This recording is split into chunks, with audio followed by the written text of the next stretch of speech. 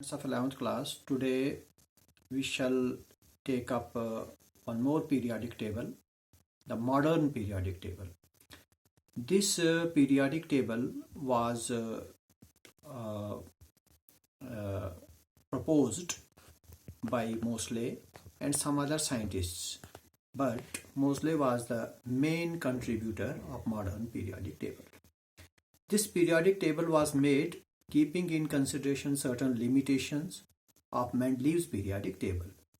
As you know, Mendeleev's periodic table was based on atomic masses, but that table was rejected on certain grounds, and then one more periodic table known as modern periodic table came into existence.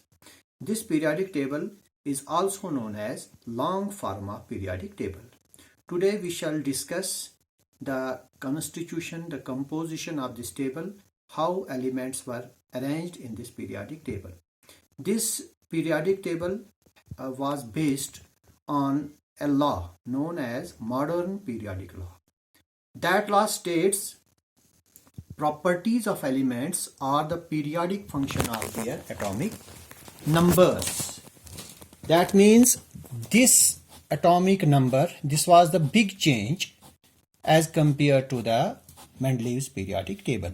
In Mendeleev's periodic table, atomic mass was made the base, but that table was rejected and atomic mass was replaced by atomic numbers. Now this law states properties of elements are the periodic function of their atomic numbers. This means that when we arrange elements in periodic table, after certain intervals, what happens? The properties get repetition, and that is how this periodic table was made, and today we shall discuss it here. This is long form of periodic table. Long form, or this is also known as modern periodic table. You see in this table that elements have been arranged from left to right. For example, this is element number 1, then 2, 3, 4, and horizontally from left to right we are arranging elements. And elements have been arranged in such a way that atomic number increases by 1. For example, this is atomic number 3 and followed by 4, then 5, 6, 7, 8. That is, we find that atomic number increases by 1, except in row number 6 and row number 7. We will discuss it later on, that where there is a change in atomic number. But today, let us first go to this modern periodic table, that how elements are arranged. In this periodic table, elements when arranged horizontally from left to right, as a result what happens? Vertical columns are get prepared. That is, these are vertical columns. Vertical column 1, 2, 3, 4, 5, 6, 7, 8, 9, 10, 11, 12, 13, 14, 15, 16, 17 and 18. These are 18 vertical columns in modern periodic table. These 18 vertical columns are known as groups. So in other words, we can define a group like this. The vertical columns or the 18 vertical column. Vertical column means from top to bottom it makes one vertical column, then second vertical column, and so on. So as a result, there are 18 vertical columns known as groups. So a group may be defined as the vertical columns of the periodic table. So how many groups are there? 18. We can name these groups. For example, this is group number 1, group number 2, group number 3, 4, 5, 6, and so on up to 18, group number 18. So in all, there are 18 vertical columns in this periodic table. Now what happens in these periodic tables? What are the characteristics of elements in a group? All elements in a particular group have same general electronic configuration. That means, for example, this is group number 1. This group number 1 has same general electronic configuration. For example, if we take group number 1, its general electronic configuration is NS1. By NS1 we mean N stands for number. That is, for hydrogen N is 1, for lithium N is 2, for sodium N is 3, for potassium N is 4, for rubidium N is 5, for cesium N is 6, and for francium N is 7. So general electronic configuration, that means in this very first group, every s orbital has one electron. What is the change? The shell number changes. So in a group, what happens? The elements in a group have same general electronic configuration. This is one characteristic in a group. Another characteristic is elements in a group are separated by definite gaps of atomic numbers. That means, for example, this is atomic number 1. Now what should be the atomic number of next element? You will add 2 to it. This 2. It will make 3. Then you will add 8. That becomes 11. You will add again 8. You will get 19. Then similarly you will add 18 2 times, and then you will add 32. This is how the atomic number increase in a group. This is a typical example how these atomic number increase in a group. For example, hydrogen has atomic number 1. What will be the atomic number of next element? You will add 2 to it. Then you will add 8 twice, 2 times. Then you will add 18 2 times, and finally you will add 32. This is how atomic number increase in a group. Then in a particular group, the atomic size, the size of the atom, that increases. Why increases? For example, in hydrogen we have only one shell. Only one shell. If this is the atom of hydrogen, this is nucleus. It has got only one shell, so it will be the atomic size. But lithium has how many shells? 2. This is nucleus, 2 shells. So size has increased. It will have 3 shells. Another element 4, 5, 6 and 7. So what happens to the atomic size in a group? That goes on increasing due to the addition of new shells. And similarly, they have similar chemical properties. So elements in a particular group, for example, this is group number 2. Suppose this is group number 2. Beryllium, magnesium, calcium, strontium, barium and radium. These elements have similar chemical properties. That is why they have been placed in group number 2. These elements have been placed in group number 1. They have similar chemical properties. So elements in a group have similar chemical properties. So how many these groups are there in the periodic table? 18. That is all about groups. Then while arranging elements in groups, horizontal, these rows are also made. They get automatically composed. That is, first horizontal row, second horizontal row, third horizontal row. Horizontal row means from left to right. Fourth, fifth, sixth, seventh. So as a result, there are 7 horizontal rows in the modern periodic table. These 7 horizontal rows are known as periods. So what is a period now? The 7 horizontal rows in the modern periodic table are known as periods. So 7 periods. And what happens? What are the characteristics of elements in a period? There are some characteristics. For example, in a period, number of shells is same in a particular period. For example, this is period number 2. Period number 2, lithium, beryllium, boron, carbon, nitrogen, oxygen, fluorine and neon. In all these elements, the number of shells that remains the same, that is 2. In lithium we have 2 shells, in beryllium we have 2 shells, in boron, carbon, nitrogen, oxygen, fluorine and neon we have 2 shells in all these elements. Similarly, in third period 3 shells, in fourth period 4 shells, in fifth period 5 shells, in sixth period 6 shells, and in seventh period how many shells? 7 shells. For example, this is 7th period. All these elements that are present in the 7th period, they have 7 shells.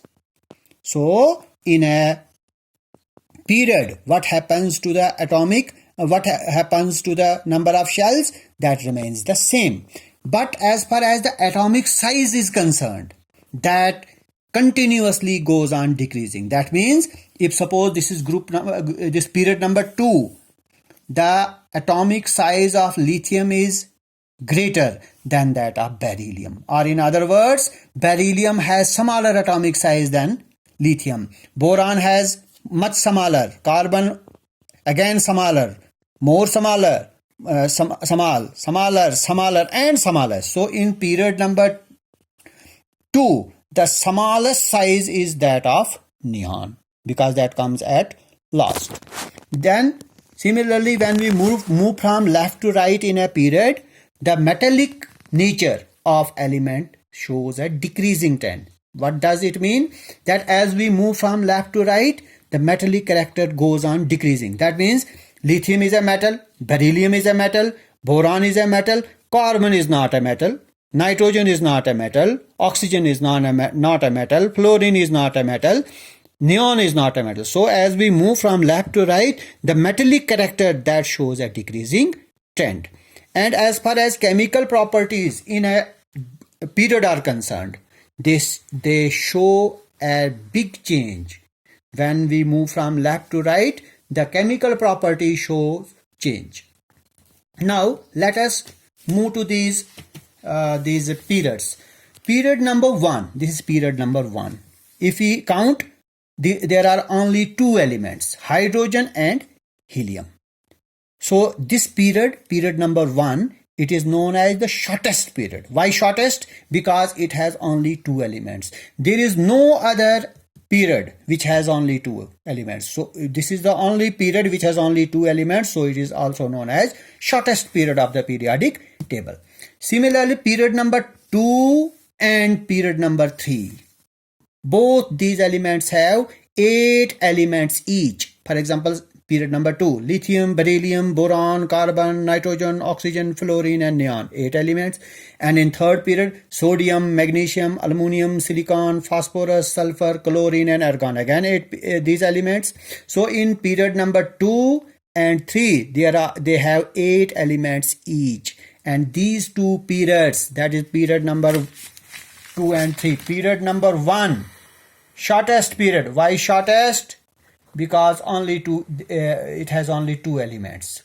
Then period number 2 and 3, they have 8 elements each, and these 2 periods are known as short periods. Not shortest, short. Then moving to period number 4 and 5. Period number 4, this is period number 4 and this is period number 5. If we count these elements, they will have 18 elements each. That is, period number 4 and 5 have how many elements each? 18. These 2 periods are known as long period. These are not short, these are long periods. So period number 4 and period number 5 have 18 elements each, and they are known as long periods. Then coming to this period number 6, let us count number of elements in it. This is cesium, atomic number 55, then 56, 57, but after 57 what we find? 72. This is first time that there is a change in atomic number, not by 1 but by as many as 14. Till now there was regular increase of 1, but this time there is not a regular increase of 1 atomic number. There is a regular increase of, there is a not regular increase, but there is an increase, a big increase. So 57 to 72, there are some elements missing. Those elements have been placed at the bottom of the periodic table. That is from 58 atomic number to 71. They have been placed in separate row at the bottom of the periodic table owing to their different properties. So these 14 elements, they also are included in group number 6. So group number 6 has these 18 plus these 14, that is 32. So group number 6 has 32 elements, and this period is known as the longest period of the periodic table. Longest why? Because it has maximum number of elements, 18 these and 14 these. So altogether group number 6 has 32 elements. Now coming to last, that is 7th group. 7th group has these 18 plus 14, that is, see, 87 atomic number, 88, 89, then a big jump, 104, some elements again missing. Missing elements have been placed in second row at the bottom of the periodic table. Atomic number from atomic number 90 to atomic number 103. These are also included in this. So if we count all these, there will be 18 plus 14, 32. But out of these, some elements have not been established yet. That means they are atomic element with atomic number 113, 115 and 117. Their identity has not been established as yet. So we don't find that this group is complete. So this very group, the 7th group, has 32 minus 3 elements, that is 29. So 7th period has only 29 elements. So this is called incomplete period. Why incomplete? Because some elements, that is those elements having atomic number 113, 115 and 117, their identity has not yet been established. So this is all about these periods. We can classify elements. On some other basis also. For example, this is group number 1 and this is group number 2. These elements, the elements present in group number 1 and group number 2, they are known as S block elements. Please remember, the elements in group 1 and 2, that is these elements, they are known as S block. Why they are known as S block? I will tell you. When we make their electronic configuration, whether we make electronic configuration of first group or second group, the last electron enters in S orbital. Please remember, in these groups, that is group number 1 and 2, when we make their electronic configuration, what happens to the last electron? The last electron enters the S subshell. S subshell. That is why these elements are known as S block elements. So what are S block elements? S block are those elements in which the last electron enters the S subshell. Then let us jump to here. We will jump to 13th group. This is a kind of bridge. Let us not talk about this bridge this time.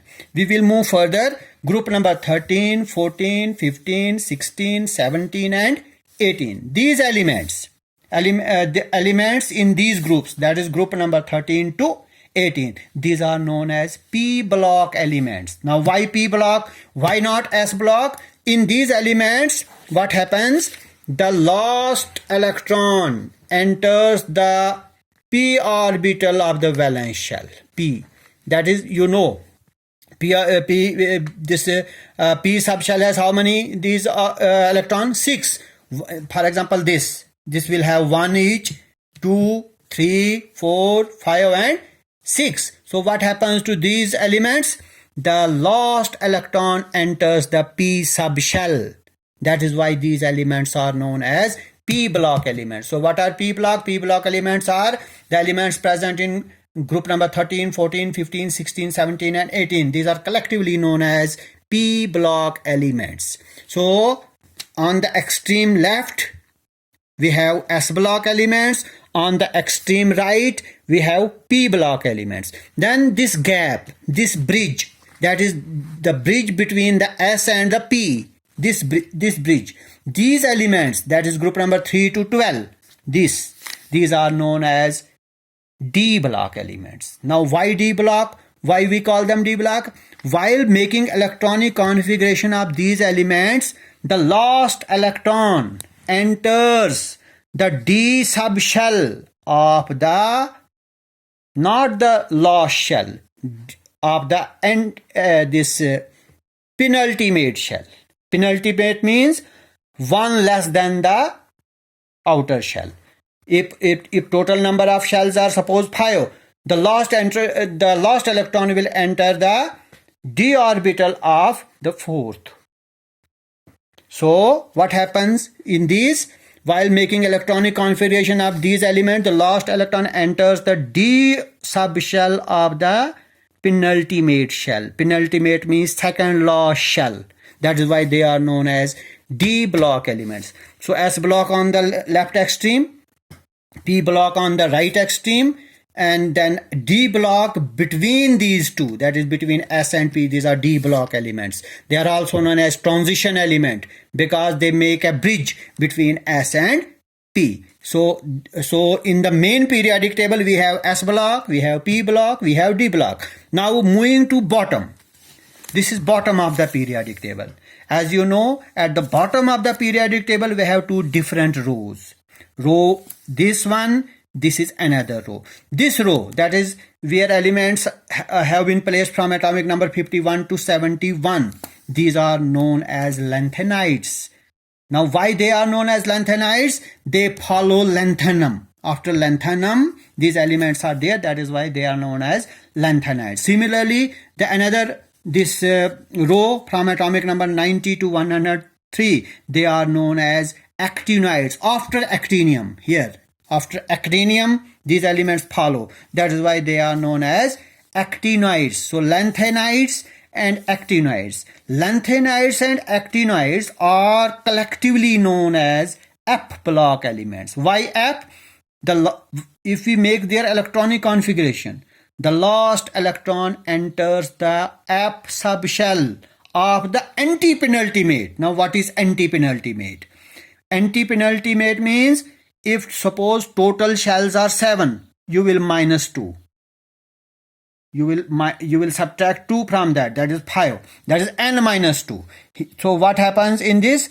N minus 2, its F orbital, that gets the last electron. So what happens in these two? The last electron enters the F subshell of the anti-penultimate shell. Anti-penultimate means n minus 2 shell. And that is all for today. Thank you.